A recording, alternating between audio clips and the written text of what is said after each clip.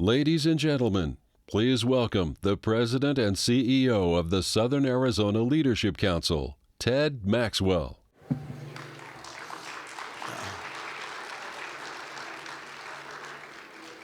Good afternoon, everybody, and welcome to a special MAP Dashboard event, the future of the workforce today and tomorrow. Okay, now I'll go right off script. Sorry, we want to apologize up front, starting a few minutes late, but we want to give everybody an opportunity to get settled. We also are going to have some changes to our agenda. Unfortunately, there was a pretty significant accident on I-10 today, so I'm going to spend the next 15 minutes in my role as a member of the Arizona State Transportation Board and discuss the needs to expand I-10. No. We won't go down that road, but we did lose Jim Rounds, who's the economist who was going to give us the first presentation on a study that several of the business organizations had asked him to do regarding some of the needs for the future of our workforce. Regent Ron Schutman will fill in for him mightily, I'm sure. So Jim won't be joining us today, and unfortunately Sandra Watson will also not be making it down. Last time they looked down at their phones, they showed about a 6:15 arrival time, so we decided we didn't want to delay it that long. It's really hard for me to believe that it was just over 2 years ago, it was right prior to the pandemic, that we were in this very building to talk about the coming challenges of the workforce. And then we focused on automation and artificial intelligence and how that would change not only the needs of the businesses and the organizations in our region, but also the skills necessary to perform those jobs. Well, post-pandemic, the situation has changed. In some ways, it's accelerated. I think we would all agree we have more technology and more innovation and automation in our lives, both professional and private, than we ever imagined. I mean, there were a lot of folks today, we said, it's really nice to see you in 3D. It's been a long time since we've been able to get together in these kind of environments. So luckily we are here, but there's still much more that we need to address on how automation and technology are impacting our current workforce and the skill sets that they're going to need in the future. Today, we're gathered together to take on those challenges. In January of 2022, there were 214,000 job openings in the state of Arizona. Yet at the same time, we had a near historic low unemployment rate. So how'd we get here? And more importantly, what are we going to do about that going forward? We're going to begin by examining the facts. Take a look using the MAP dashboard and other data to examine where we really sit. You're going to get to hear from Jim Rounds and the rollout of his new workforce report. Today, you'll hear from Ron Schutman to kind of get some insight on what he found as he did a deep dive into the data. And then we'll turn to the business leaders in our community. And they will have a discussion that will let you know how the current situation is impacting their operations and their businesses. And finally, a panel of education and workforce experts will discuss the options for action and potentially debate some of the possible solutions. But we want to hear from you as well. We want your opinions and your thoughts. And to participate in that, you need to use your smartphones. If you haven't already, I'd recommend that you try to connect to the Wi-Fi, and please use the U of A guest network and log on. If you've got a good, strong network connection, that will work fine as well. Because the important thing I need you to log on to is Slido. Yes, Slido. If you go, there's a QR code on those handouts that you were provided as you walked in. If you go on there, you'll be able to get to directly to the Slido link. Or you can go to slido.com and enter the pound 184223. I believe that slide will come up here, and we'll leave it up for a little bit longer for you to see. There's not going to be any immediate questions, but towards the end of the meeting, hopefully after you've heard what the experts have said and what they've talked about, you'll be prompted to answer a few questions. And then at that moment, we'll review the results in real time with you. First, this event would not be possible without a large network of sponsors, partners, and truly hardworking, dedicated individuals. Their generous support of their time, their talent, and quite often their treasurer, made this event a reality. So before we begin, I'd ask you to join me in a round of applause for all those organizations.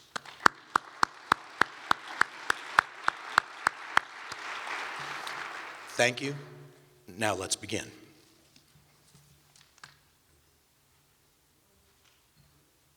Please welcome the Senior Research Economist of Arizona Economic and Business Research Center and Director of the MAP Dashboard, Jennifer Pullen.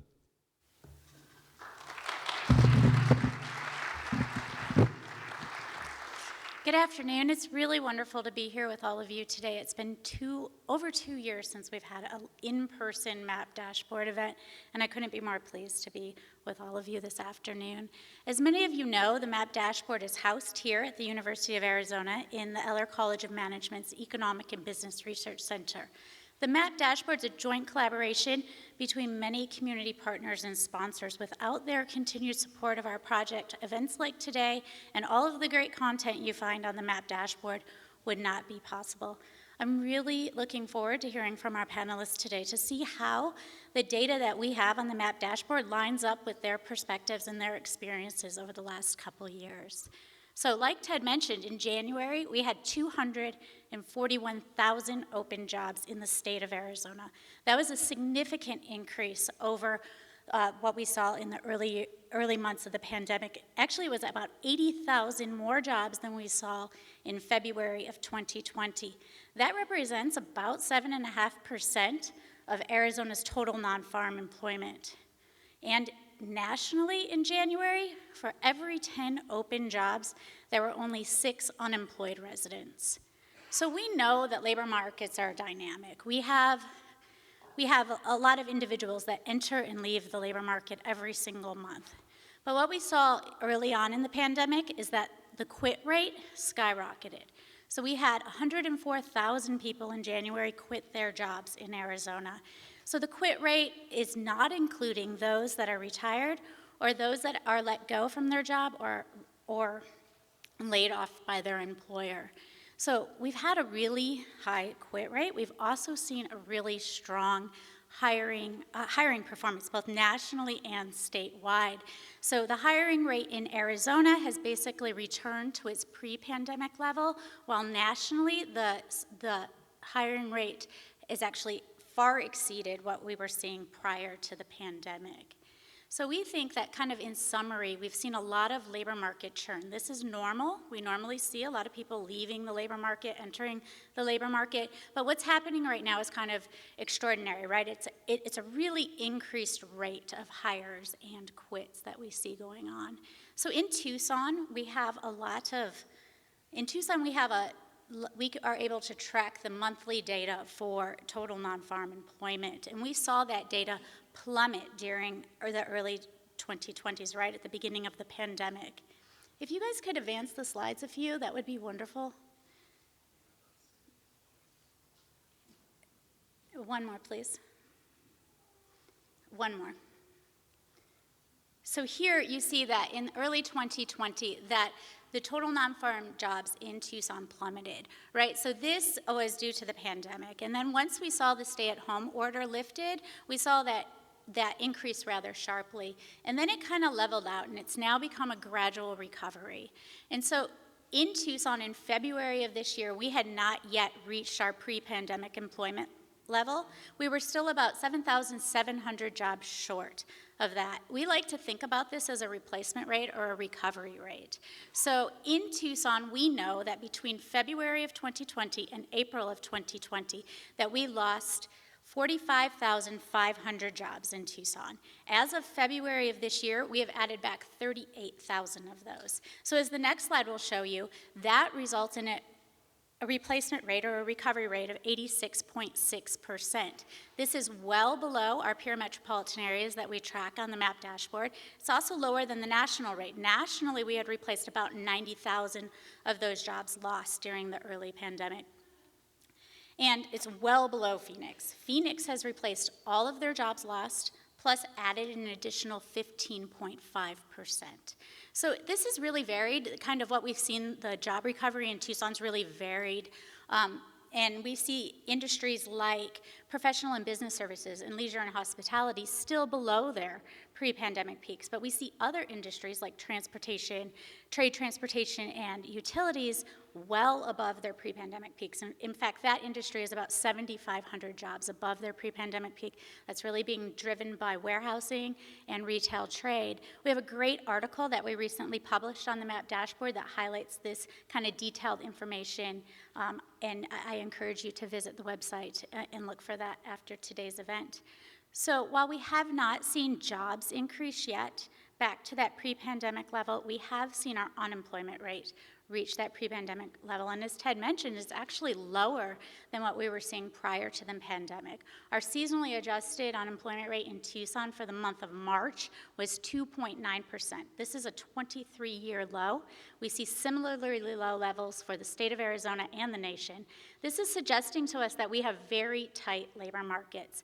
The unemployment rate is the number of unemployed individuals divided by the labor force. The labor force is equal to the number of unemployed individuals and the number of employed individuals. There are primarily two reasons that the unemployment rate falls. Either those unemployed individuals find a job or those unemployed individuals leave the labor market. So what the data is suggesting to us in Tucson and Arizona is that our unemployment rate is falling because those unemployed individuals that are looking for jobs are finding them. Like I mentioned earlier, for every 10 open jobs nationally, there are only 6 unemployed individuals. So we've seen that our unemployment rate has reached its pre-pandemic level. It's actually below it, and that's kind of nearing kind of those historic lows that we've seen. But what's going on with our labor force participation rate? It has not yet reached that pre-pandemic level. Nationally, we see that our labor force participation rate is kind of inching up every single month that the data comes out. It's kind of creeping a little bit closer to those pre-pandemic levels, but that is not the case for Arizona. Arizona, which is represented by that blue line on that graph, is well below the nation. It is well below its pre-pandemic peak, and if you look at the data for the last couple of months, it's actually declined. So we'll talk about what's going on there in a minute, a couple ideas that we have of why our labor force has not yet reached that pre-pandemic peak. But I recently came across this great graph in the Wall Street Journal from some research that's being done at Stanford University, and these individuals, they projected out where we would be, our US labor force would be right now today, had we not had a pandemic. That is that black dashed line on the graph. And then you see that blue line, that's our reality. That's where we actually are today. So that difference, they're calling their missing worker gap. That represents 3.5 million people. So we know, I just mentioned, that our labor force participation rate has yet to return to its pre-pandemic level. To get there, we need about 1.2 more million people in the labor force. So why do we have so many missing workers? We have historically low unemployment rates. We have very strong hiring performance, both nationally and in Arizona. And so what's going on with the labor force participation rate? Well, there's a couple reasons. We've all heard in the news and the media that a lot of people retired during the pandemic. Data from the St. Louis Federal Reserve Bank supports this. They show a steep increase in the number of individuals retiring during the pandemic. We also have all of the individuals who left to take care of their children and their family during the pandemic. Some of those individuals have returned back to the labor force as their children have gone back to school, not all of them. We also have this idea of long-term social distancing. There are a lot of individuals out there who are still concerned about returning to the labor force. As new variants of the virus emerge, they're concerned about going back to work. They're actually really concerned about going back to any of their pre-pandemic activities. They're not going out to restaurants. They're not traveling. These are the individuals that we think will probably stay out of the labor market for a long period of time. And then we have what we consider kind of those temporarily individuals out of the labor force, right? These are the people that are maybe thinking about their career. And this is being facilitated by, we saw increasing savings accounts during the pandemic. A lot of people stopped traveling. They stopped going out to restaurants, and so they saved a lot of money. We also saw a lot of federal stimulus money being pumped into the economy. And data shows that a lot of individuals saved this money as well. And then on top of that, we have skyrocketing home prices, which is building equity for a lot of homeowners. So these kind of all coupled together have allowed individuals to stay out of the labor market for longer than they traditionally would as they think about their career choices. And then finally, we have international migration. International migration was down prior to the pandemic, and then it fell steeply during the pandemic. The last data I've seen on this is from June of 2021, and it suggested that international migration had not yet turned around at all, still declining as of last summer. We'll see what the new data looks like later this summer, but all of these factors are really contributing to why our labor force is not yet reached its pre-pandemic peak, even though we have a very tight labor market with those low unemployment rates right now. And so also there's a lot of talk right now about inflation, right? So we have raising prices, we have increasing inflation, and there's a lot of individuals out there who think some of these individuals are going to be enticed back to the labor market because of that. So we'll see as the new data comes out in the next couple months. So I'd like to leave you now with a couple of the infographics and information that we have on the MAP dashboard for the Tucson metropolitan area. This data is annual. This field gauge shows the labor force participation rate for the working age population in Tucson. We like to look at the working age population because these are the individuals that are really actively engaged in our labor force, right? We take out that 16 to 24 age group, which is primarily in school. We take out retirees, and we look at just that core working age. It's 80.1%. This is really low relative to our peer communities that we track on the MAP dashboard. It's also about 2 percentage points behind the nation. So this led me to thinking about what do labor force participation rates look like by levels of education? And so I pulled some data from the Bureau of Labor Statistics, and this is national level data, and that top line represents those that are 25 years and older that have a bachelor's degree or better. That labor force participation rate in 2021 was 73%. That bottom orange line represents those without a high school degree. That labor force participation rate in 2021 was 45%. So almost a 30 percentage point difference. This really highlights to us the importance of an educated workforce for your region for your labor force participation rate. And then finally, I will leave you here with the last fuel gauge, which is the working age, the college attainment rate for the working age population. And in Tucson, that's 32.3%. This is below the national rate. This is the percentage of those in Tucson with a bachelor's degree or better for the working age population, and well below many of our peer metropolitan areas. So I'd like to thank you for your time and encourage you to sign up for the MAP newsletter if you haven't already. And I hope that the data that I presented here helps set the stage for our panelist discussions today.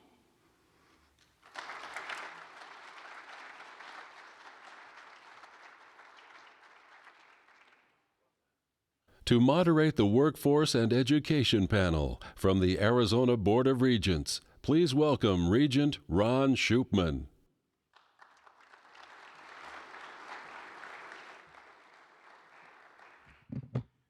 Well, good afternoon, everyone, and thanks for being here. This is a great opportunity for us to look at the facts, talk about what they mean, and really, with your help, determine how best to move our community and our state forward. The Arizona Board of Regents commissioned a study that was completed by Mr. Jim Rounds, who is somewhere in Coolidge. And he did a great job, and the business community, including Southern Arizona Leadership Council, jointly produced this report because they're very interested in where are our employees going to come from and what does the situation look like. So I'm going to give you the highlights of this report and talk about a little bit of the economic benefits versus the costs. So if we can go to the first slide. What matters in a growing economy? The truth is many things, and you see them on the screens. All of those things contribute to the conditions that allow our economy to grow. And our economy has been growing quite well across the state on average. So there is another factor that's not listed here that is perhaps one of the most important, and that is the workforce. So when you look at the fact that Arizona is a leading state in economic growth, it's amazing to say this, but economists agree that we have more potential. We can do more. Workforce issues represent perhaps the greatest threat to our ability to continue this phenomenal expansion that we're undertaking at this point and enjoying at this point.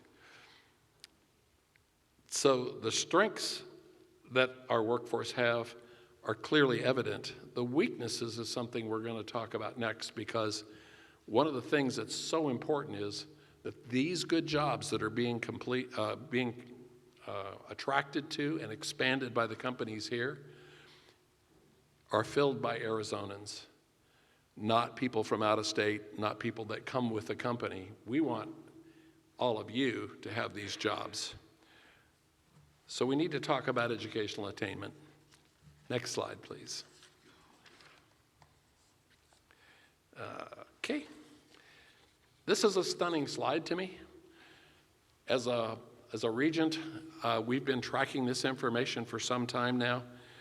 And if you notice that Arizona is in the blue line and the US average is in the orange line, one only needs to just think about what that means to the preparation of the people of Arizona to take the great new jobs that are being created here. It is interesting that back in 2011, we were a little closer to the national average. That's on your far left. If you take a look at 2019 data, Arizona was 79% high school graduation rate. That means 1 in 5 of all of our high school age students are not getting a high school diploma. And we know from the information we saw on the presentation by Jennifer that if you don't have a high school diploma, you probably don't have a job. Less than half of the people in this state that don't have a high school diploma are unemployed. And that's deeply concerning for all of us.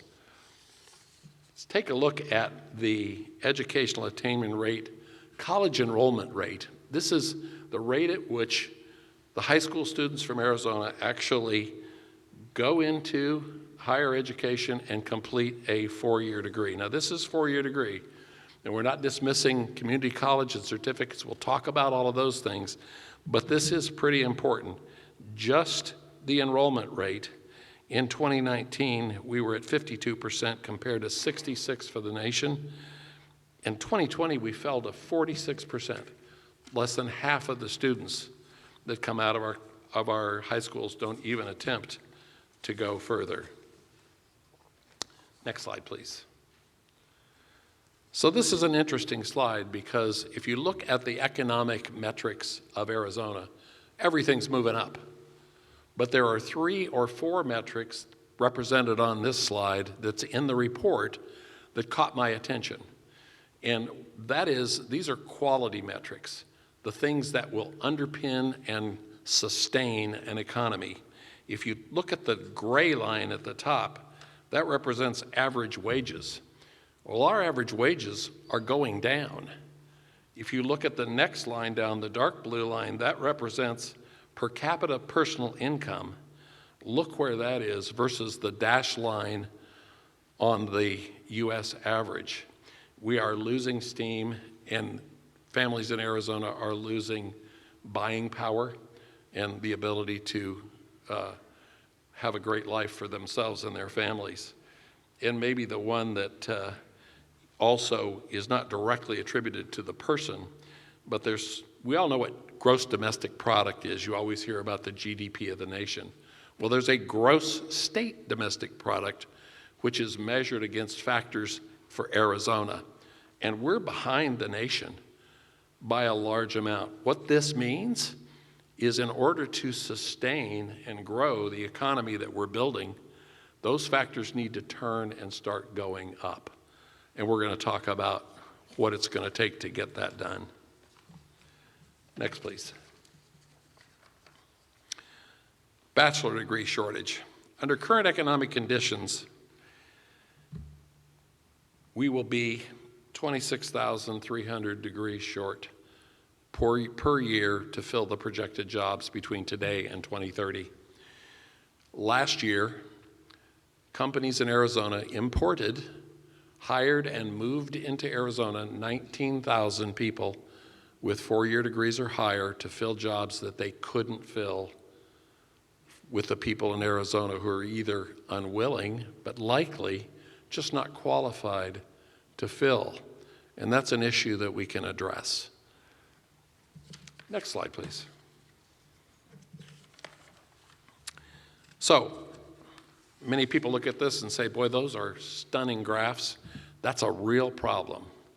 Well, it is a real problem, but it's also a real opportunity because the state is still growing. We have everything about Arizona that we know and love. We have great kids who are eager to learn and great workforce that's eager to prepare themselves to take better jobs. We've got to figure out how to do that. Next, please.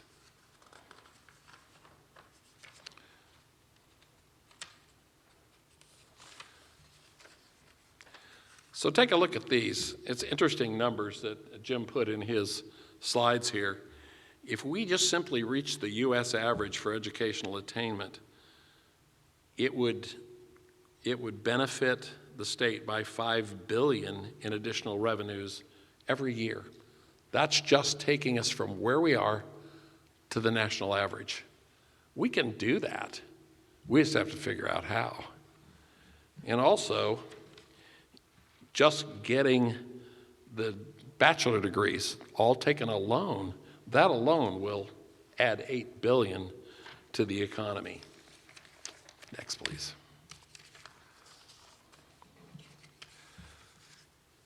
So what are the next steps?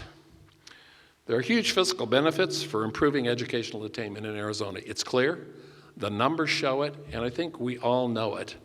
We've got to do better, not only for the students, the children of this state, but we have to figure out how to help the workers of this state keep pace with the changing jobs, those new often higher tech jobs, as their jobs are being eliminated today because they're more of the manual type jobs and being replaced by technical jobs. They need some workforce training. Workforce training is an essential element of the solution, I believe, and this report states that pretty clearly.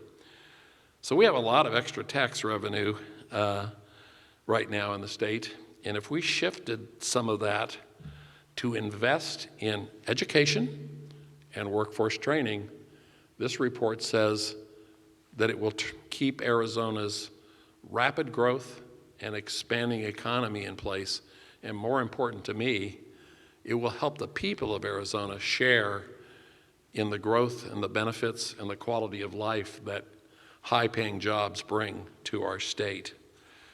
So if we can design a list of high return on investment projects and start knocking those off one at a time, maybe we can turn this around. But it's going to take a concerted effort to do that, and we're going to talk a little bit about how we get there. Last slide, please. So where are we? The report indicates that we're at an inflection point. We can continue to grow, or we will begin to lose steam. And we lose steam because of those quality indicators like personal income and state domestic product and the availability of Arizonans to take all the jobs we're creating. That's why we're here today. This report is an important reminder of what is at stake if we do nothing. I think the risk is high, both personally, and this report states that the risk is very, very high. And so I'm very excited to hear what our expert panelists have to say about where do we go from here. Thank you.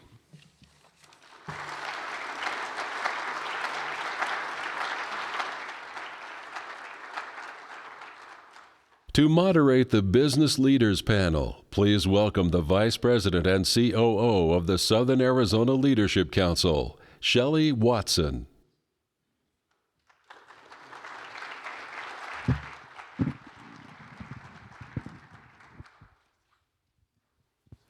Well, good afternoon. Our business panelists here who are filing in are a fabulous lineup of executives in our community, and they represent very distinct sectors of our economy. But one thing that they share in common is that they've each experienced significant workforce and staffing shortages over the past couple of years. We're going to talk a little bit about that today, what the impacts have been to their organizations, how they've responded to those challenges, and then also get their thoughts on what are the next steps. How can we come together as a community and as a state to address some of these challenges? So by way of introduction, to my left here is Jill German. Jill is president of Roche Tissue Diagnostics. Next to her is Susan Gray. Susan is president and CEO of Tucson Electric Power and UNS Energy. Next to her is Alex Horvath. Alex is senior vice president and chief human resources officer for the TMC healthcare system. And rounding out our fabulous panel is John Lai. John is president and CEO of Mr. Car Wash, which has locations all across the country now, but is proudly headquartered right here in Tucson. So welcome to all of you. Thank you so much for being here, and let's get right to our first discussion topic, and I'm gonna put on my cheaters to do that. So one of the most significant challenges that the pandemic has posed for employers has been the so-called Great Resignation, which Ted and Jennifer and Ron have alluded to. You know, there's varying stats, but certainly tens of millions of Americans have either retired or quit their jobs since 2021. So what I'd like to hear from you are, what are the impacts of the worker and the staffing shortages that you've had in your organization? And what do you foresee happening if this shortage persists? And I think that we can all agree that the healthcare sector has been extremely hard hit by staffing shortages. And so for that reason, Alex, I'm going to start with you on this question. Thank you very much, and good evening, everyone. Obviously, healthcare has been significantly impacted by the workforce shortage. We find that, just to set the table, in Tucson, obviously with a number of great institutions here, there's a significant base of workforce for healthcare. However, we're finding that the service sector jobs, those individuals that are providing all kinds of support for the healthcare workers, are in so short supply.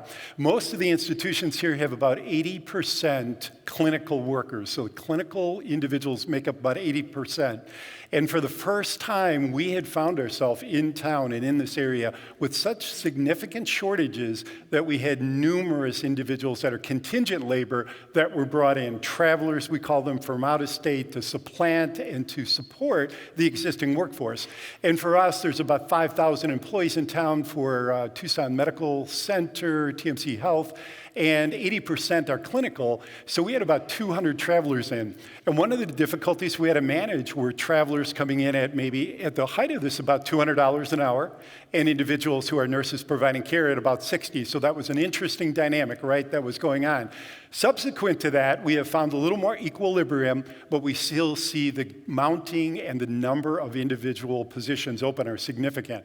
One of the greatest impacts, too, was we normally had 7 or 8 nurses retire a year, and last year it was 67. And so we're really down to about 19% of our workforce being baby boomers, and everybody else being younger than now. Talk about the statistics we saw. So very interesting at this point. Thank you. Absolutely, thank you. John, what have you seen at Mr. Car Wash?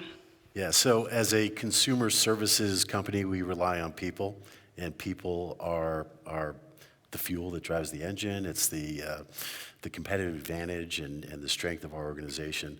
I'm happy that years ago, it wasn't like we woke up and said, hey, let's put people at the center of our universe. But early on in my career, labor and workforce was viewed through primarily a cost lens, and there was a lot of emphasis on, reducing our labor costs and increasing our profitability.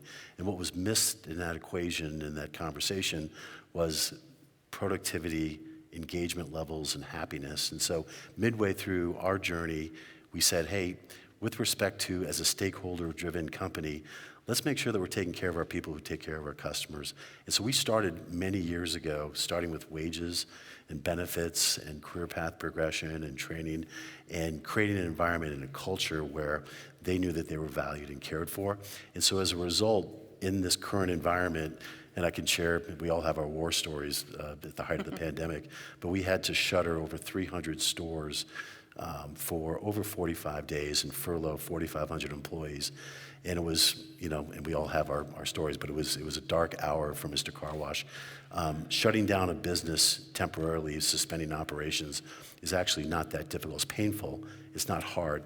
Restarting the engine is actually very hard, and getting people to come back in. And we held our breath. We didn't know what was going to happen.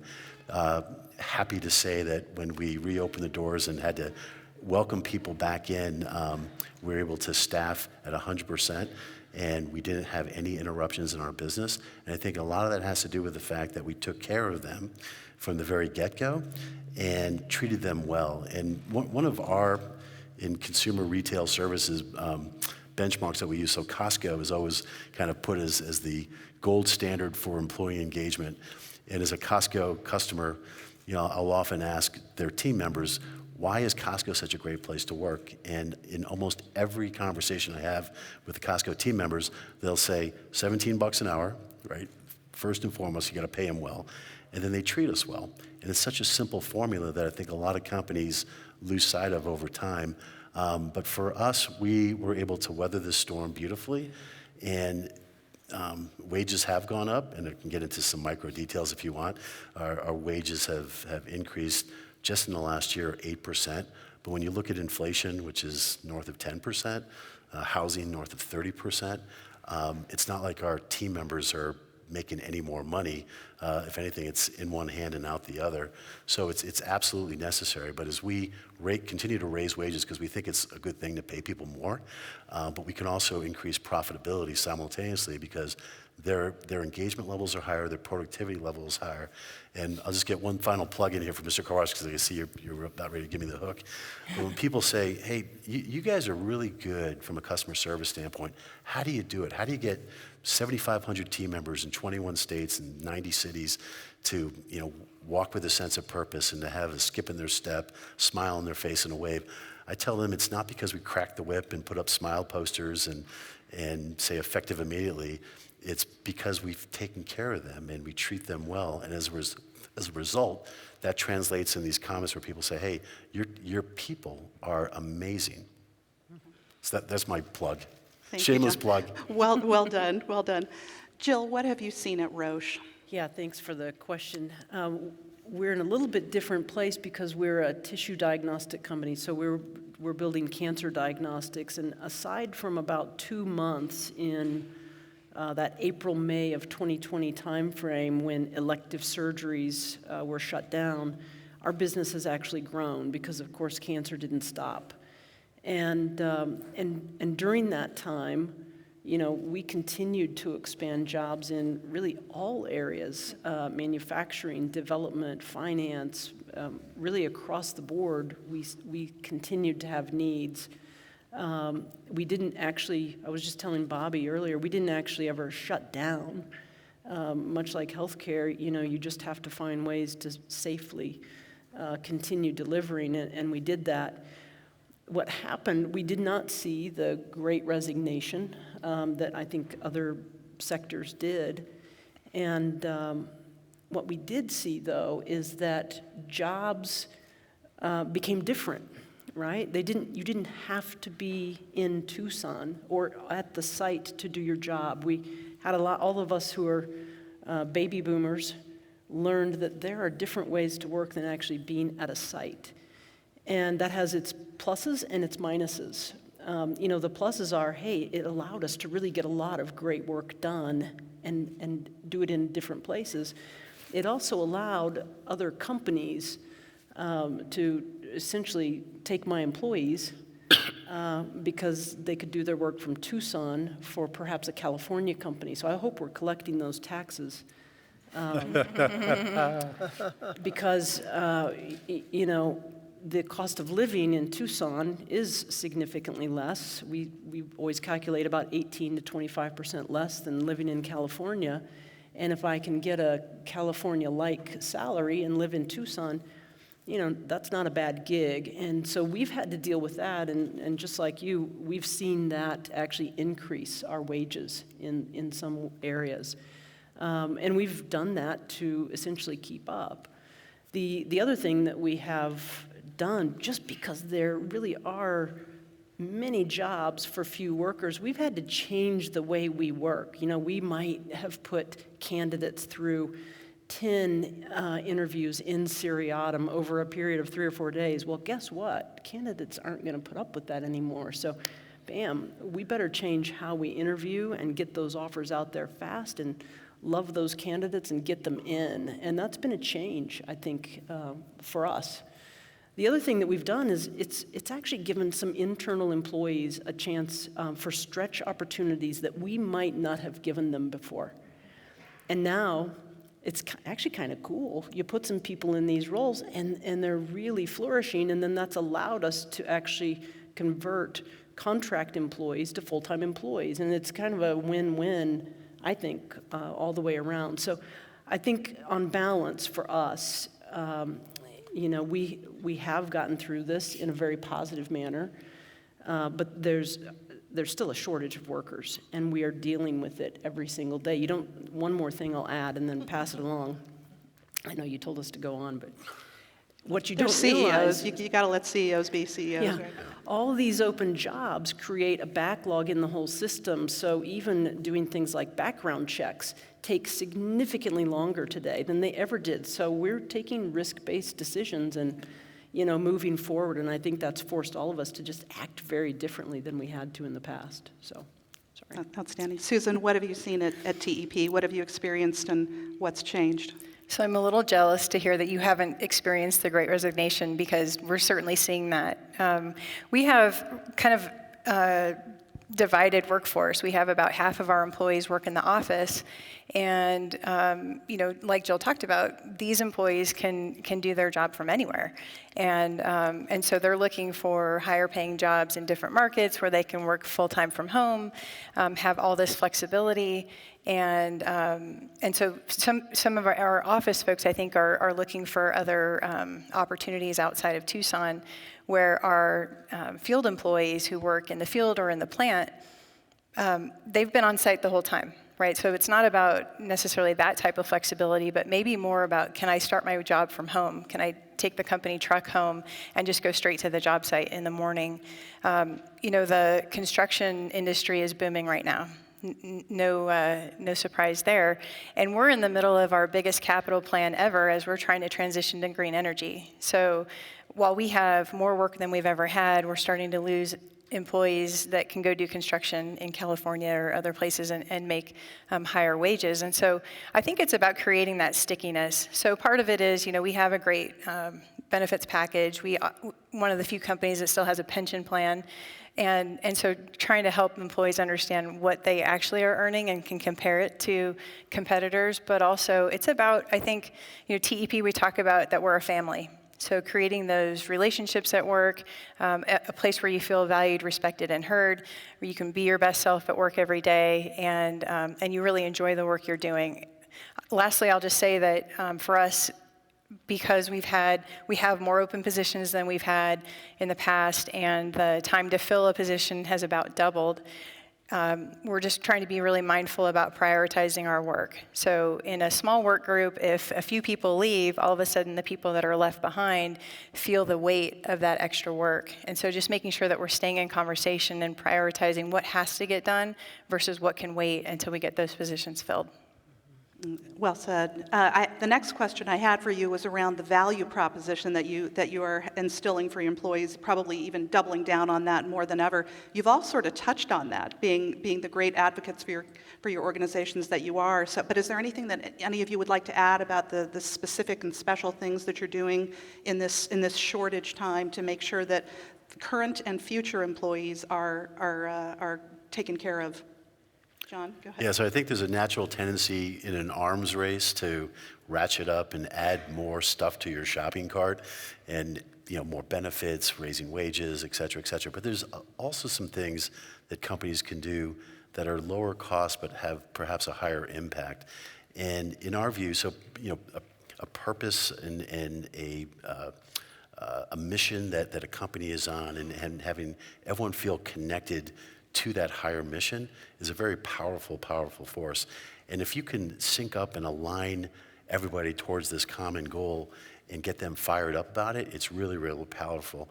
The other thing that I think we've learned through this, and there's always a silver lining in every cloud, is this whole notion of servant leadership, which is not a new idea, but treating people well and being nice is not, those are tried and true kind of fundamental good values.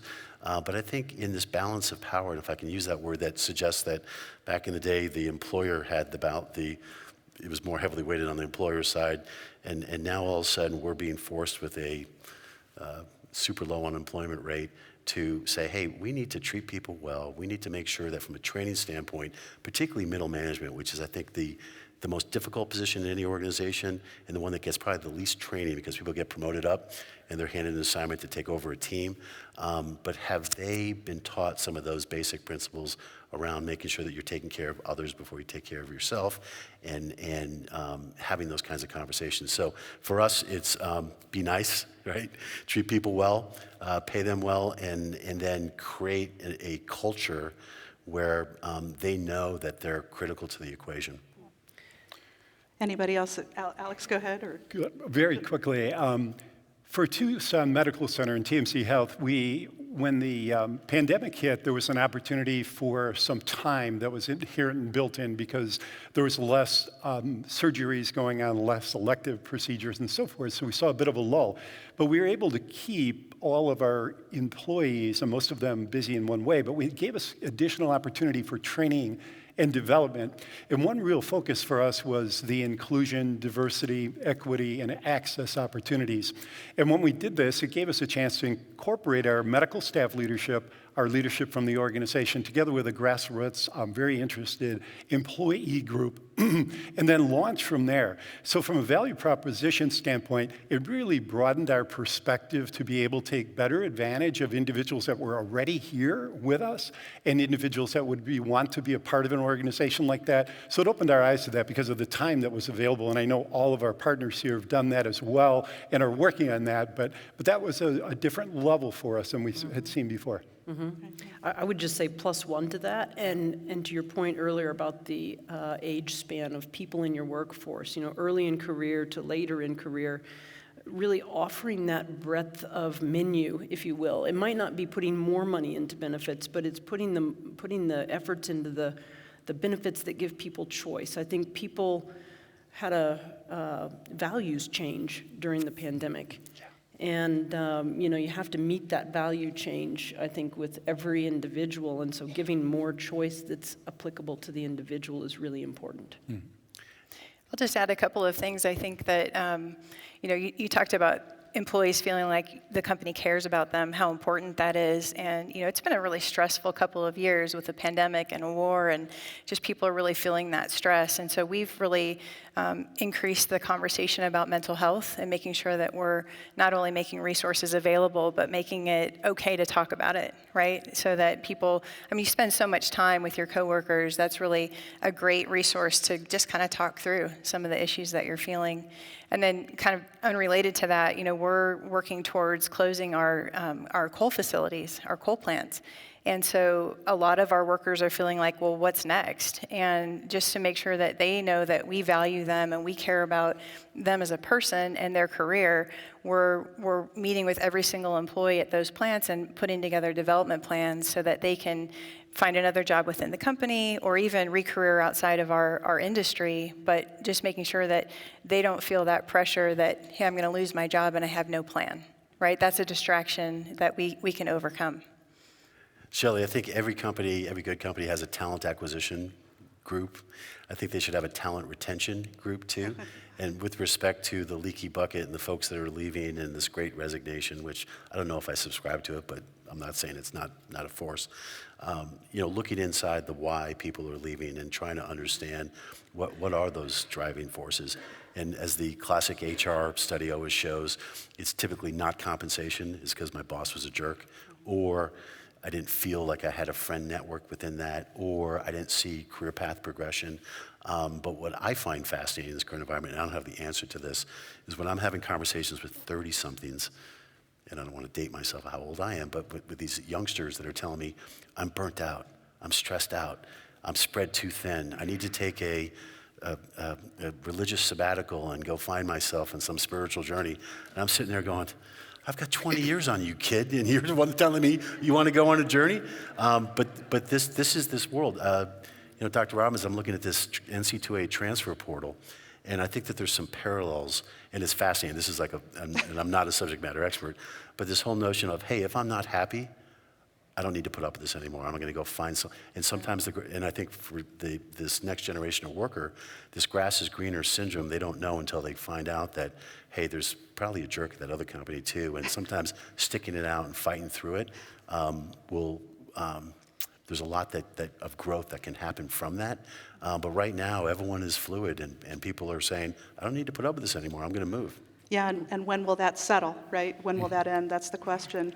Okay. So kind of from your standpoint, not from the employee standpoint so much, they don't think about this, but you've all talked about value proposition for employees, treating them well, paying them more, all of these things.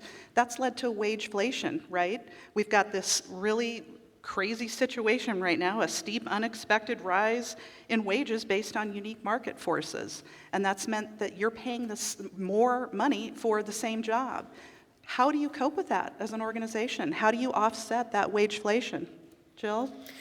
Well, first, these guys have mentioned some of the things. The first piece is the mission. You have to have, if you can't just increase wages, you have to have a great reason to come to work. I'm blessed to be able to have a great place to come to work.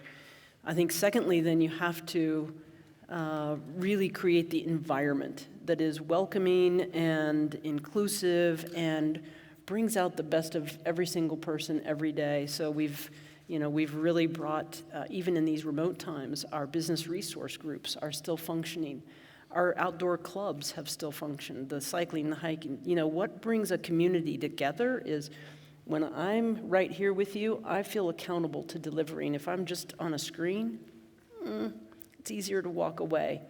And so, we've really tried to keep that community together. And finally, you do have to pay a fair wage. I can say, unlike maybe what others have seen, we haven't had to have 8% wage increases. That's not what we've seen, maybe because we've already had a fairly higher base, perhaps.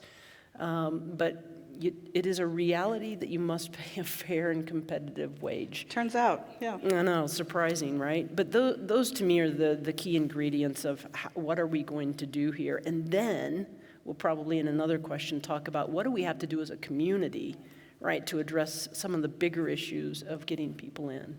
Well, great points. But operationally, any of you have any ideas or strategies that you've implemented from an operational side to offset some of the wageflation?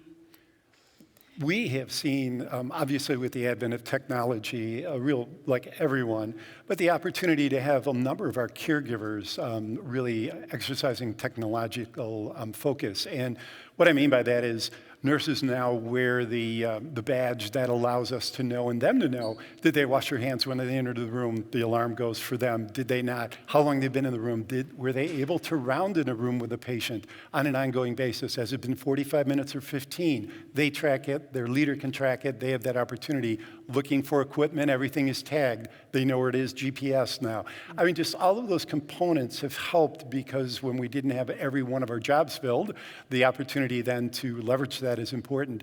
And then the other part is all of our leaders and our employees also recognize that there's a value proposition really around employees plus technology, plus the ability for them to leverage that technology. So there's been a lot more training, getting a lot more, and you've mentioned a lot more out of individuals that are part of the organization and they feel very connected.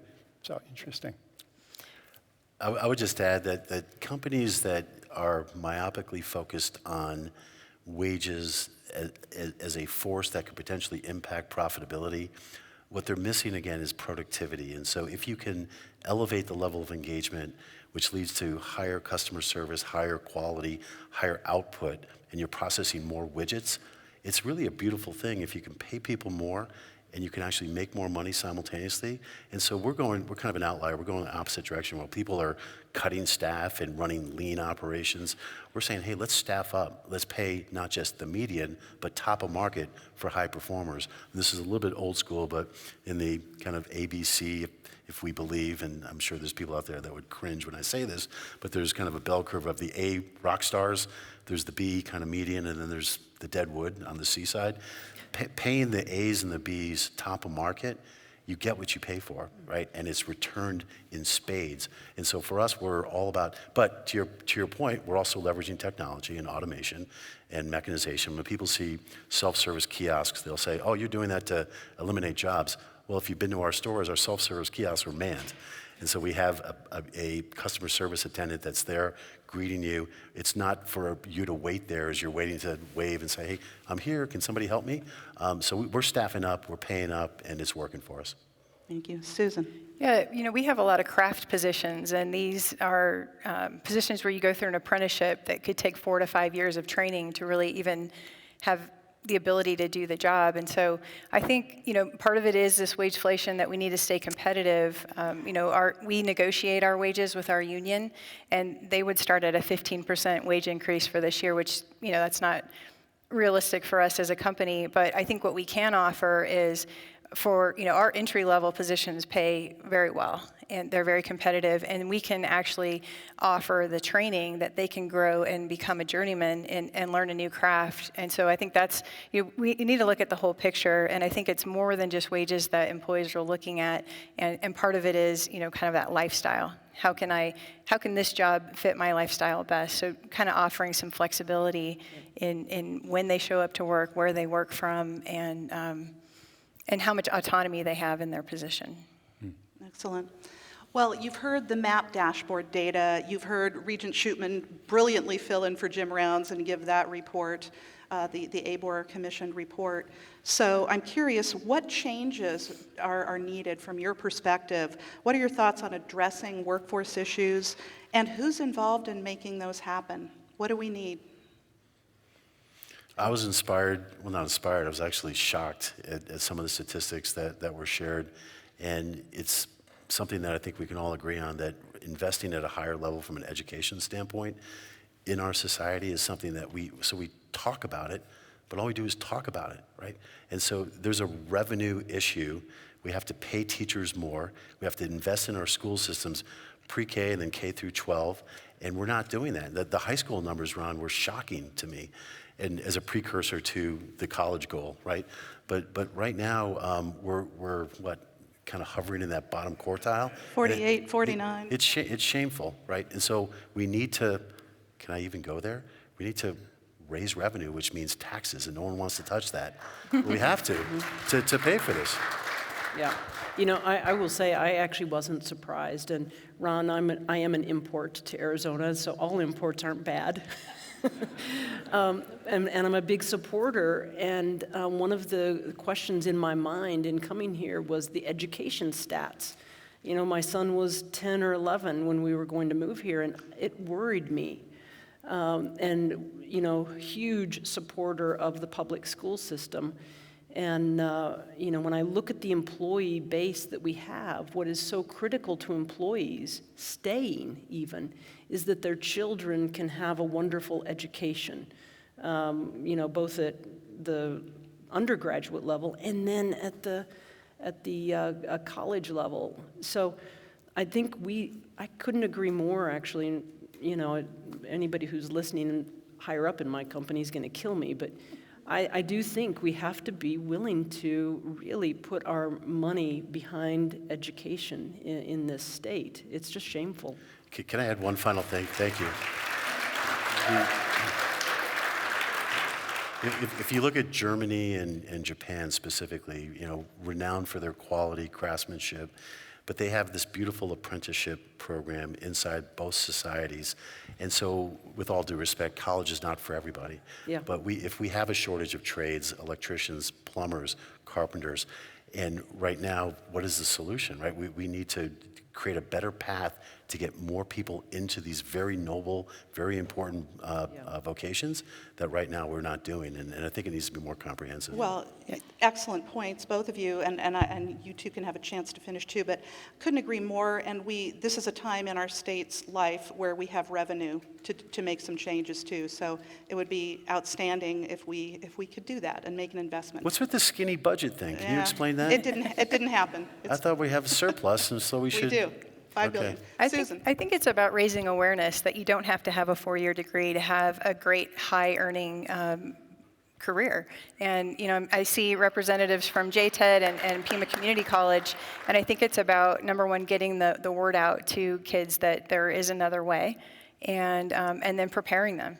While they're in high school going through JTED, we have a partnership with Pima Community College to prepare students for any role in the energy industry. And so I think we just, number one, communication about that exists, and number two, having those programs available. Mm-hmm.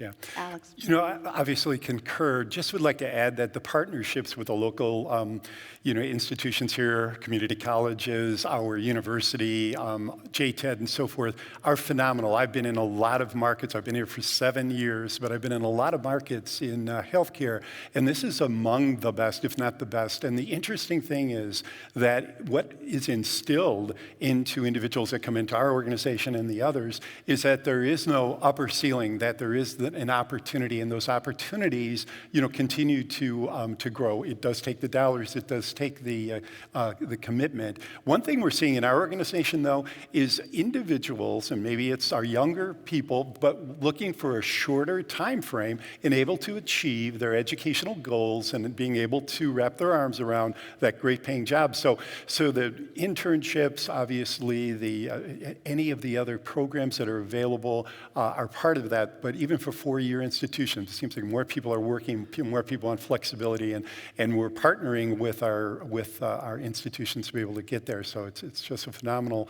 opportunity. I think of all the places I've lived in the world, Yeah. Tucson is the most ready Yeah.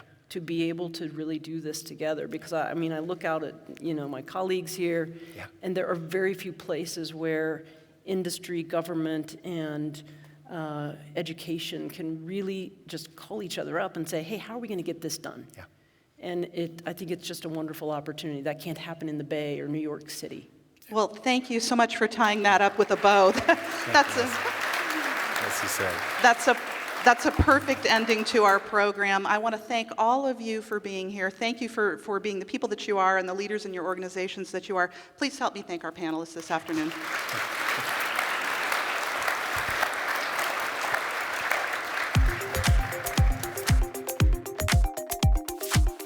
Find up-to-date, detailed information about our community, all in one place, at your fingertips, 24/7.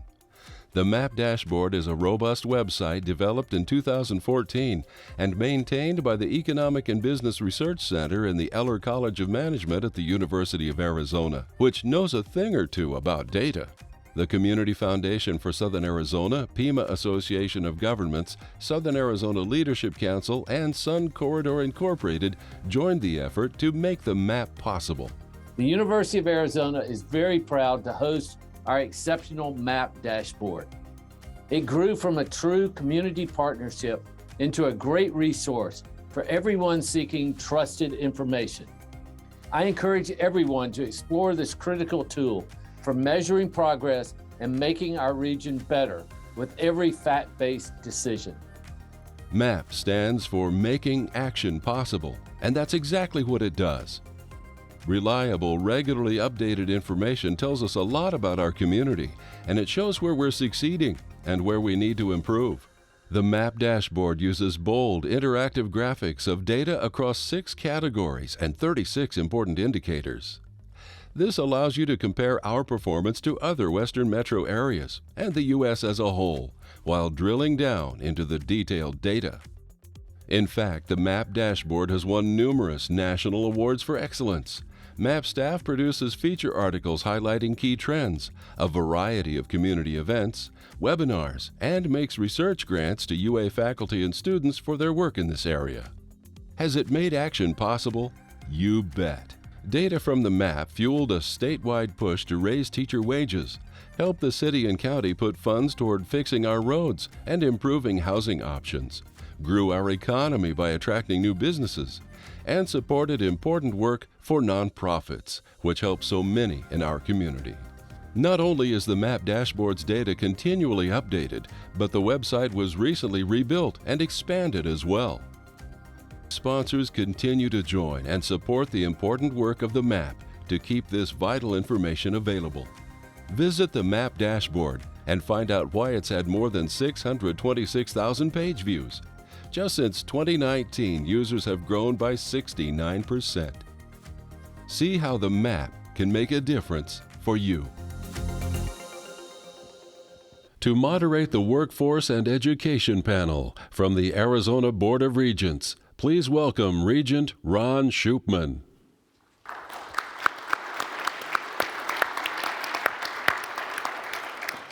Well, thank you again. You know, I just have to say that previous panel, boy, I would be happy to work for any one of those leaders. And that's what we're here to talk about. How can we get more of Arizonans ready to be A and B performers? And so I am honored to have the panel sitting before you. They share a set of traits, all three of them. They're Tier 1 leaders in the state of Arizona, recognized across the state for their excellence. They're innovative visionaries in their individual operations and highly effective in everything they do. Finally, I love the passion that these three have, not only for their job and for their universities or the training that they do, but for the students themselves. So please welcome President of the University of Arizona, Bobby Robbins. JTED CEO, Kathy Prather. And Pima Community College Chancellor, Lee Lambert.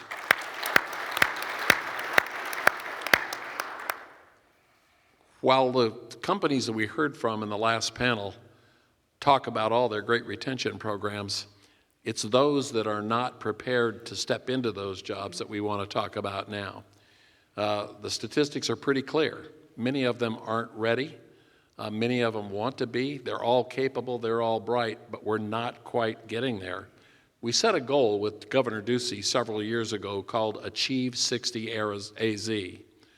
And that goal is that 60% of our workforce would have either a post-high school degree, 2-year or 4-year, or a certification. We're at about 46% right now. We've got a long way to go till 2030. So we're going to start with the first question here to President Robbins. What actions are necessary, in your opinion, Mr. President, to close Arizona's attainment gap and meet the goal of Achieve 60 AZ? Well, I think it's all of us working together. I saw something at a meeting recently here on campus where someone put up a slide. It was sort of at the end of the meeting. It's an African proverb. If you want to go fast, go alone. If you want to go far, go together. And I think that's what we have to do. And I think this K-20 education spectrum, and I've said this since the first day I've gotten to Arizona, you know, if I were playing the long game on this, which we need to be playing, I realize we got to hit our numbers and we've got to improve at every level. But think about 20 years ago, if we'd really gone all in on early childhood development, now we would be seeing those students that we invested in 20 years ago, a whole generation that would have had choices to make that these numbers may not have looked as poorly as they do today. But I think that, you know, it's the continuum, and we've got to start early. If we're at the end for the universities, we've got to be reaching down into the middle schools, into the high schools, and working together to get students and help them understand the possibilities that they have and make it accessible, affordable, and inspire them to go on and get an education. I would agree with what was said earlier, and I think we'll expand on this. College is not for everyone. I think there are plenty of programs where certificates would be absolutely great, and it doesn't mean that that's the end of the journey for someone. We need to encourage people to be lifelong learners and provide them opportunities for those learning opportunities as they may start with a certificate in an entry-level position. They may stay, as a master craftsperson their entire life, or they may choose to come back in and continue their education. So I think it's a combination of all coming together, but we've got to be really, really focused, and I would agree with what was said earlier. There has to be financial commitments and investment in the educational system. Absolutely, President Robbins. And when the Board of Regents went to Governor Ducey with this idea of Achieve 60 AZ, notice that we didn't say you all have to go to college. There's a university president here who acknowledges what we all believe. It's not for everyone, but we need enough college graduates to do those jobs. But equally important, and perhaps even more important, we need the 2-year degree, the certificate holders to fill all the very important jobs to make these companies work and succeed. Chancellor Lambert, you play a key role in this. Same question for you. Achieve 60 AZ, can we do it? So, Ron, I would reframe the goal slightly. And I would keep the percentage, but I reframe it to credentials. And let me tell you why I say that. I want to put this in a larger context. And Bobby talks a lot about this, and so do I. And that is, we're moving from a first curve society, industrial era, to a second curve era, which is a knowledge-based digital era. And at the center of that is this notion of skills. And so if we start thinking about education and workforce from a skills context, all of a sudden you're moving from degrees and certificates to a focus on skills, which is inclusive of degrees and certificates, but it also recognizes all other forms of education and training. And we heard some of that in the earlier panel, right? You got the work-based learning programs, apprenticeships, OJTs, and many other forms of opportunity that I think we need to drive more of those options into our community. And that's what Pima Community College has been doing. We've been working with the Raytheons and the IBMs and the others to create those work-based learning opportunities. And I think we're seeing a lot of success. But we're also creating integrated education training programs where we pair the basic skills, because one of the challenges coming out of the K-12 system is a lot of those folks are not college or career ready. We recognize the issue isn't the learner, the issue is our institution's ability to adapt to the new reality of the learner. So we've now created multiple on-ramps, one of which is this notion of IBES, Integrated Basic Education Skills Training, paired with a skills training program. And what we're seeing happen is someone who does not have a high school, who dropped out of school, but when we get them into this program, they flourish. And so we have an example of a young lady who was homeless. We got her into our program. She's now working for Texas Instruments, making well into the $20 an hour and in less than a year. How can you do that? Because the talent's there. Our systems aren't allowing that talent to emerge the way I think we're capable of doing. Excellent. I agree with your rephrasing. The truth is, it's pathways. Right. We have to have more than one way to move forward, and every student deserves a path. And one of the great success stories for Southern Arizona in particular has been the Joint Technology Education District led by Kathy Prather. And Kathy, this is your sweet spot. Talk to us a little bit about JTED and how it's working to meet the Achieve 60 goal. I'd be happy to. It's all about the why.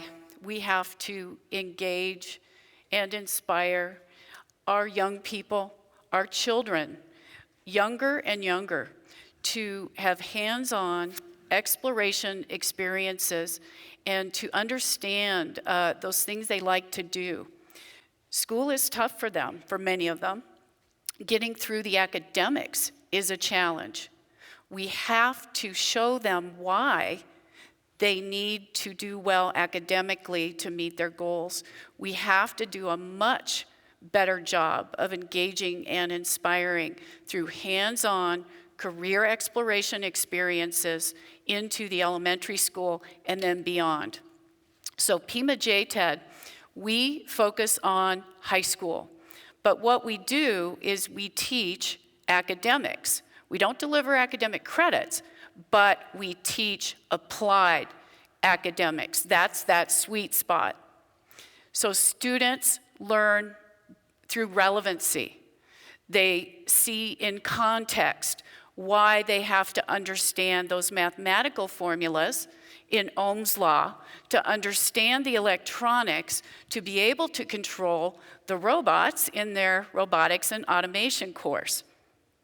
That is, I think, where we will get to that 60% of credential attainment and post-secondary by really looking at what we are doing in K-12. We have to do a better job of getting them excited and seeing how this all applies to their future. Many of our students, we don't know what jobs may exist by the time they graduate from high school or university. Well, thank you. We don't, but there are certain skills. They have to understand how the academics apply, and they have to do better in academics. I know that you continue to see at Pima Community College many young people coming from high school that still need to be remediated in the academic area. So we have to continue to place an emphasis on the academics, but we have to teach them in context through application and relevancy. Excellent.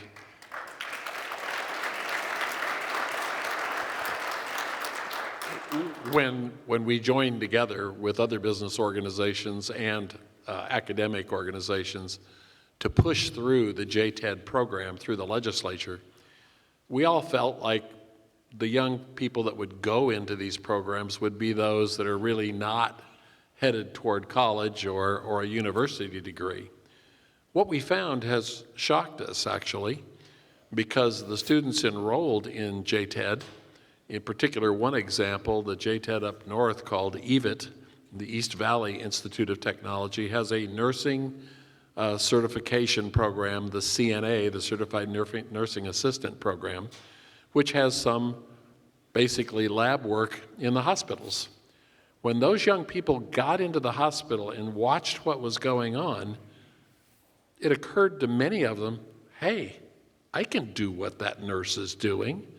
They caught fire on an idea for themselves, and the college going rate out of the JTED is higher statewide than it is of the general high school population. And I think that really speaks highly to what Kathy said. We've got to show them a path, and we've got to inspire them to have some success. Can I add to that? Please do. I'd like to add to that too. Many people don't know that across the country, and this is data from the Association for Career and Technical Education, National Association, so it's national data, but it is here true too in Arizona, that students who complete a career and technical education program in high school, they have a higher grad rate. So you know that. It's about 98% here in Arizona versus 77%, I think we saw earlier in the presentation of the data. But what many of you may not know, students who complete a technical program in high school actually go on to post-secondary at a higher rate, and the data shows they complete that post-secondary education. They complete it, that degree, credential, et cetera, at a higher rate. So it's really important to understand that what we do is not for those kids who can't, but it's for all kids, because even the scholars going on to the university need those hands-on skills. So, thank you. Yeah, I would say too, if I can get them past the nursing station and bring them into the operating room, they'll go away saying, anybody can do heart surgery. It's not that hard. You Says give the them renowned heart surgeon. give them the opportunity to actually put their hands on and sew something together. They go, I can do that. I'm inspired to go do that. That's why I flew airplanes. I wasn't any part of that. So, we've talked a little bit about the students. We've also heard in all of the information that we've seen 241,000 open jobs. That means there's a group of people not just coming out of our educational pipeline, but people statewide that are either choosing not to come into the workforce or are frustrated at the level that they're at and want to do more or change jobs. So we're going to talk a little bit about the short-term strategy. We're going to talk about the what, not the how as much. I mean, let's talk about what things can we do first, short-term, to begin filling those jobs on a statewide basis. Do anyone have any ideas about short-term fixes to try to encourage more people, more Arizonans, to get back in the workforce? And I would start with, it starts with having a clear plan where you're starting to align the educational resources with the business and industry needs supported by the government, especially through the resources. So an example of that is, I'll pick on what happened here in Southern Arizona. When the pandemic hit, Sun Corridor quickly brought together leaders of the community and said, can we create a playbook that focuses on talent attraction and retention, workforce development, infrastructure? I led the workforce piece. And one of the key parts of that was identifying the key priority sectors in our community that lead to good jobs. And so you heard some of them showcased earlier, the health and bioscience, IT, aerospace and advanced manufacturing. So what we've done, working with those employers, we've created these, what we call PIMA fast tracks. These are micro pathways. So in less than 12 weeks, usually 8 weeks, you're going to walk away with a 21st century skill. So that's teamwork, taking initiative, critical thinking, and then you're going to leave with a technical skill, one of each. And how we determine that is we sit down with the employer and ask them, which one of these would you need to see that you would hire someone at an entry level, and then we'll ladder them up. So I can get you a worker quickly, and then we can ladder them up. So in the automotive space, we work with Jim Click Automotive and the other dealers. And so we paired multimeter, that's your technical skill, with critical thinking. And then we broke critical thinking down into subcomponents. And then we can assess that. But that was all determined with the employer. Now you can get someone into the shop floor in 8 weeks, and then we can ladder them up. So we get their workers quicker, engage them quicker, and then the retention is incredible when they feel like they are being invested into. Those are great comments. Once someone has success in a program like that, they're very likely to become more of a lifelong learner and look for opportunities to go on from there. Kathy, you want to add to the short-term strategies? Absolutely. Southern Arizona is really good at a number of things. We have some really interesting specialty clusters of employers, and what I'm finding is many of our young people and their families are not aware that we are known as Optics Valley, that we have an amazing medical program, a medical college, of many different industry sectors that are here locally, aerospace. So I think we really need to look at what we're really good at and making sure that our young people are aware of those fantastic opportunities. And that's going to take all of us working together to be able to make that happen. The other piece is, as you mentioned, the success is in high school, if a student is able to obtain dual college or concurrent university credit, as we do offer in many of our programs at JTED, the students maybe we're not thinking that they were going to go on to post-secondary, but they get that college credit, they're using that college curriculum or that university curriculum, and then they're able to see, oh, I can do this, I can go on. And so in several programs, we have been working with the University of Arizona. The most recent example would be the pharmacy tech program. Now, it is a pharmacy tech for high school students. The goal is the students would obtain a pharmacy tech certificate when they graduate from high school. But we developed the curriculum in conjunction with the College of Pharmacy here so that students who did want to go on beyond the tech would have that articulated pathway to follow. So that's an example of getting students further. But again, I get back to the why, and it's about the engagement and getting them passionate and excited to get through. President Robbins, there was a time not too long ago where our universities didn't offer any program like that or any sort of certificate program. Do you see that as a short-term opportunity for Arizona's universities? Yeah, I think so. I think that partnering with the community colleges in Lee is certainly an incredible partner, and we're so blessed to have him in this community. But with all of our community colleges, and certainly with Kathy and what she's doing and what we hope to do with maybe the next high school that she has at JTED.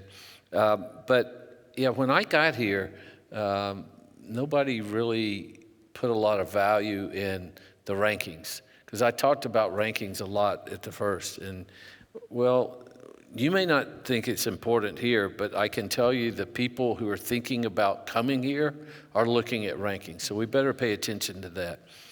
Moreover, I think that the idea of having certificates and teaching skills and teaching competencies, I was met with a lot of resistance on that front by saying, hang on a second, this is the University of Arizona. We're not a trade school. We're not going to get into that. And I think you're starting to see the tide shift, I think for the better. Because there is a big move, especially in the graduate side of things, at the master's level around getting certificates. Not having to spend a lot of time getting a complete master's degree, but maybe getting a series of certificates or even badges, if you will, and stacking those maybe eventually for the institutions that are thinking progressively, in my opinion, to stack those sets of certificates or credentials into a pathway to a degree. So those aren't to directly answer the short-term issue. I think our students getting into internships and potentially even, there was something I read recently about the mental health issue that was alluded to earlier, and it was around college athletics. And there was this incredible, heartfelt piece written by this young woman to say, you know, in college athletics, it's really tough. It's very competitive. There's a lot of pressure. You need to give us a little flexibility occasionally to take a timeout and just slow the game down. I think the same thing about education. Sometimes people may want to choose to go down a quick certificate pathway, and the beauty of what Lee was just describing of having someone in a job in 8 weeks on the floor doing work that is meaningful and you get paid well. Because I see so many of our students who are working 2 and 3 jobs just to be able to afford the tuition and the living expenses to go to university. So I think we've got to be more flexible and allow them the opportunity to, and provide them with the access and the education about some of these other alternative pathways than just go 4 years straight through college. So Ron, can I speak to the long term? Is there time to touch on it? Absolutely. We're going to go long term next. Okay. So I think, especially for those lawmakers who may be in the audience, I think we need to really re-examine our funding formulas. These formulas were built in the industrial era. They're no longer going to work in a digital era where skills become the locus of focus, right? And so an example of that is we have an expenditure limit law in this state. That's a whole nother issue. But with that said, it's calculated against the credit side. When you're doing this short-term piece, a lot of that comes in the non-credit format. But when it's about skills, employers, when we sit down, they don't care about the credit or non-credit. They want the skill. But yet the formula incentivizes the credit side. Why? That's antiquated. Lawmakers, we got to change that and allow us to count all of the efforts. So I think that's one thing.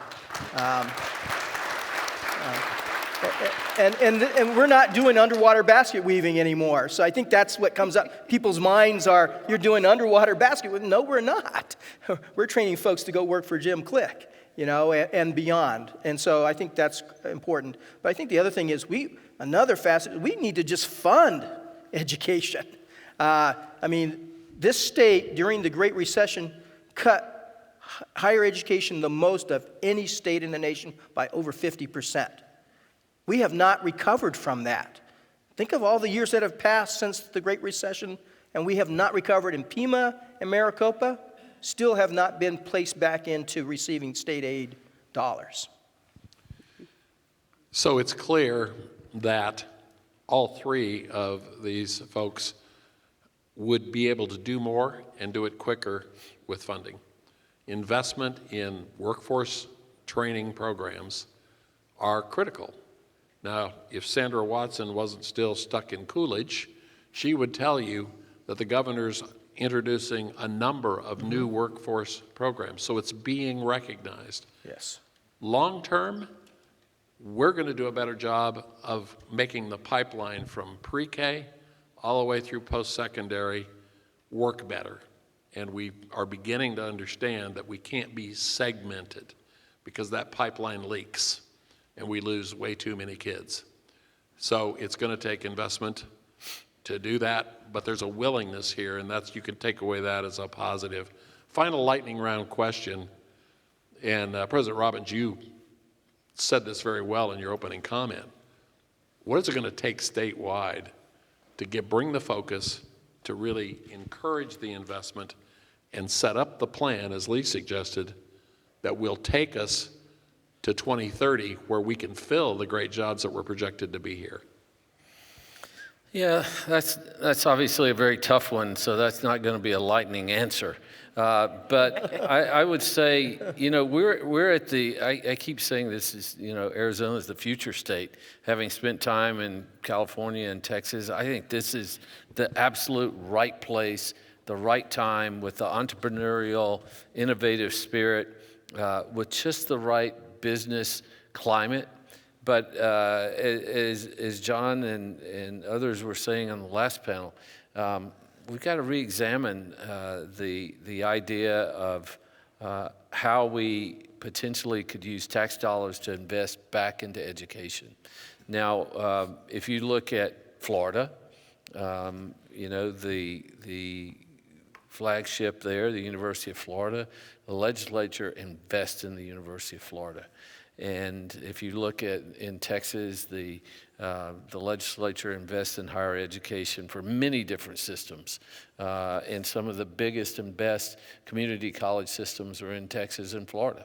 Mm-hmm. So I think we can do both, but there has to be a commitment and an investment, because what I don't want to see, and what Sandra would be, I think, channeling our empty chair, Sandra Watson here, what we don't want to see is this, all of the things lining up for this perfect storm, and then we get a big softball pitch and we whiff on it. We just absolutely can't provide what employers need to do the jobs, and they're just going to stop coming here. And so I think this is a point in time in the next, I don't know how long we have before that becomes post-mature and expires, but this is the time over the next 5, 10, 15 years. I couldn't have said it better. That is it in a nutshell. We are not doing as well as we need to do. We can do better. Leaders like this are working every day to make it possible. but the whiff will come when we fail to step up with the resources necessary to make it possible. And if you look at the ABOR report that was released today, it will clearly say that the investment necessary to do all of this will return many, many times more than it costs the state. So we're at that inflection point, and I want you to help me thank this terrific panel for their insight and their ideas.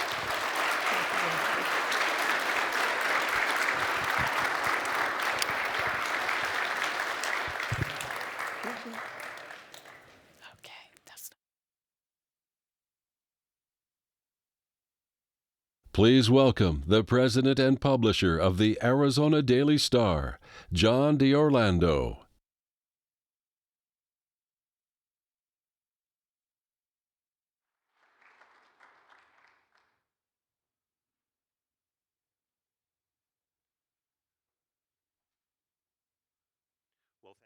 That was outstanding. As a matter of fact, so much so that I think I may change some of my answers because of those panelists. But that was terrific.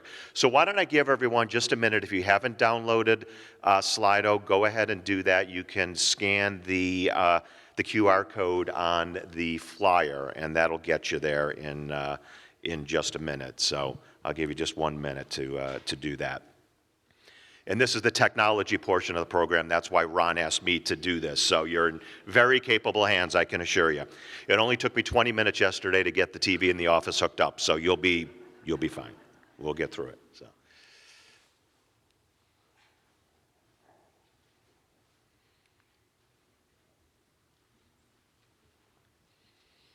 And I will point out also the questions get tougher as we go along. So beware of that. My phone.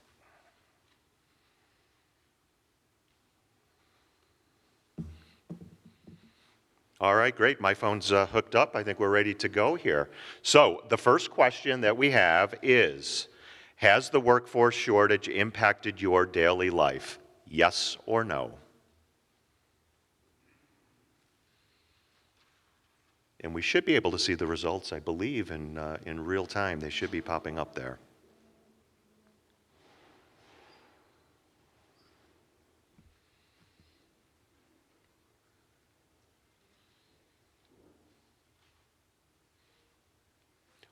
Ron, are you guys able to see that on the screen, or yes? Okay, great. I do not see the answers. No. Okay. I don't think that's a big surprise. Yeah, and I would, as I said, that's the easiest. That's the easiest of the questions. The next are very thought-provoking. So let's jump to question number 2. What do you believe is the #1 reason that so many working-age Arizonans are no longer seeking employment? Fear of COVID-19, decision to stay home with young children, rethinking career path, not qualified for open positions at the desired salary level, or retirement?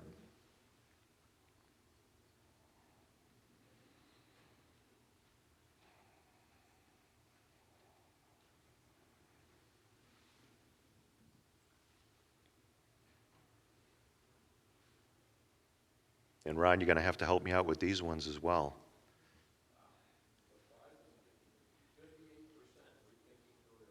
Okay.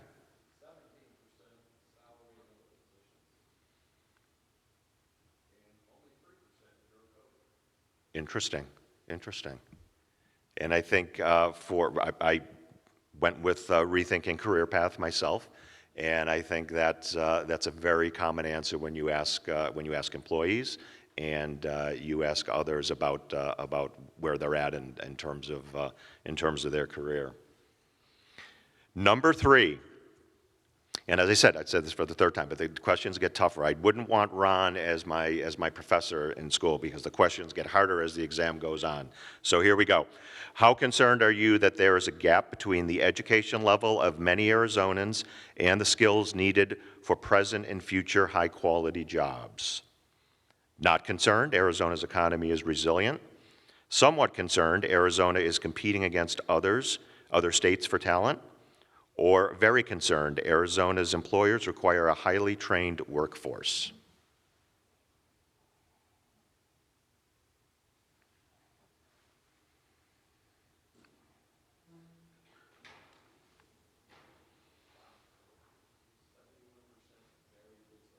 Interesting.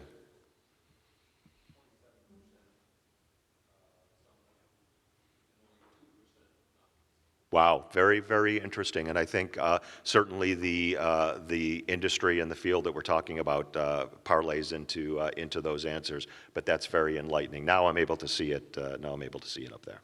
Great. All right, number 4. What is your top priority for improving students' educational success in Arizona? Increase state funding for teacher and/or student support services, such as more counselors. Increase state or local funding for preschool programs. Provide more school choice. Or expand hands-on learning in high schools through programs like JTED.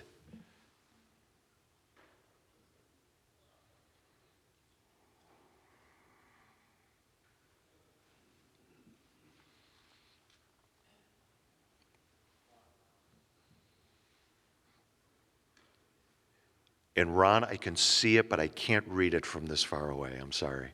50% increase state funding. 34% expand hands-on learning in high schools with programs like JTED. 10% for increased state and local funding for preschool. And 6% more school choice. Interesting. Very, very interesting. I happen to go with the preschool funding. That's a sweet spot with the Arizona Daily Star, and that was a really, really tough question. I mean, they're all clearly very worthwhile. So, and the last question of the day, number 5, what is your top priority for improving the skills of Arizona's current workforce? Increase state or local government funding to enable businesses to retrain current workers. Increase state and/or local government investment in workforce training programs. Or educate Arizona's workers on the need to seek additional education, including high school diplomas, industry certificates, or college degrees to better prepare themselves for the new jobs of today and tomorrow.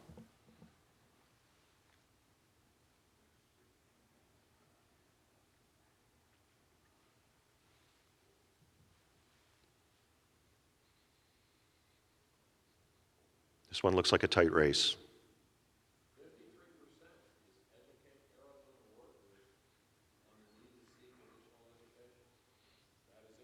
Very interesting. I think this crowd aims high. I think that's, and which is a,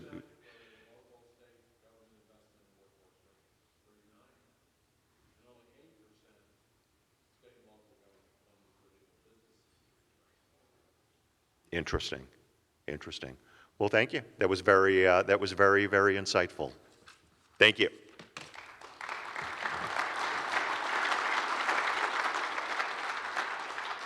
To close today's program, welcome back Ted Maxwell of the Southern Arizona Leadership Council. Wow, that was incredible. A lot of good conversation. First off, I'd like to give one more big round of applause for all the incredible presenters, moderators, and panelists. And thank you, John. I'm not even reaching down for the paper I have below me because there's so many thoughts that are going through there. I think people understand the need for funding. That's an argument that will occur on and on. But what I heard of incredible interest from the panelists today was the need for innovation, both from the business leaders and from the educators. It's not a simple solution. It's not just going to be the funding, but it's got to be the creativity, the thinking outside of the box, looking at different ways to do things in order to get us moving forward. This issue could have no solution, but it actually has a ton of opportunity. And that opportunity is going to require everyone to get involved. I mean, the number that scared me the most, honestly, was that high school graduation rate. Because everything we focused on, a lot of what we focused on today was how do we take the students to that next step? How can we get them qualified to be part of the workforce? But we've got to get them to the point to be educated enough to be qualified for the workforce. So the topics we didn't talk about that I want people to think about is pre-K, third grade reading numbers, eighth grade math levels. We've got to get back to the basics as well as be creative and support our JTED programs, our workforce programs, our credentialing, our community colleges, and our universities. I mean, when you have the president of the university tell you right up front, universities aren't for everybody, and we need to think and get creative of how we accredit people that attend our universities as well as the schools in Arizona. So that's my rant. What I need to ask for you is your support. Get involved. Think outside the box. Engage with others. And that includes engaging with your elected officials. It's not an easy argument, and it's not a guarantee. But if we work together, I think we can take what we saw today and turn this workforce dilemma, the future of our businesses, future of our economy, into a positive. And we will be able to address and make that future where Arizonans will be ready to take the jobs, to take the opportunities that our future workforce is going to create. Because it's through those opportunities is the only way we'll be able to improve the quality of life for all. Thank you for being here today. We appreciate your support, and I look forward to working with you all in the future. Everybody take care.